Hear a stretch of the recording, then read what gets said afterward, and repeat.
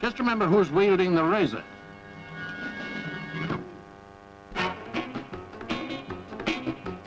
Until a few years ago, the only facilities for testing building materials were provided by the Building Research Station.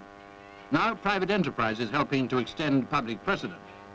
Redland Research have their own wind tunnel for finding out how buildings and their components stand up to the weather. Here, tiles are being subjected to a torrential downpour. This research centre is the first in the country to test building fabrics for both strength and fire resistance. They make up various sections of brick walls and simulate the effects of a fire to see how well the structure will stand up. At the same time, the wall is subjected to pressure as it would be as part of a large building.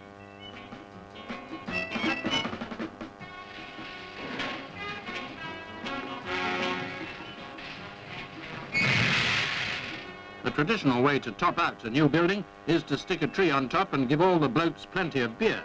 But here the pinters are the milk variety. 2 Pinta Girls from the Milk Marketing Board help to dispense it. The building's a new garage in Reading, claimed to be the most modern in Europe. The idea of substituting milk for beer was inspired by the current attitude to drink and driving. When you're in charge of a dozer, a pretty wise precaution. The trouble with buildings in big cities, their milk-white exteriors very soon become dirty. Nelson's column hasn't been cleaned since it was erected in 1844, just the occasional wash and brush up for the Admiral himself. Now, as well as the column, the fountains and various adornments of Trafalgar Square itself will be cleaned by the Ministry of Works.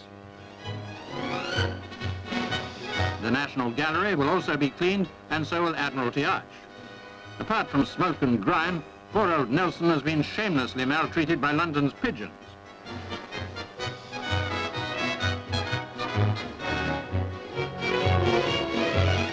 170 feet above the city, the work team is all set to get to grips with the problem.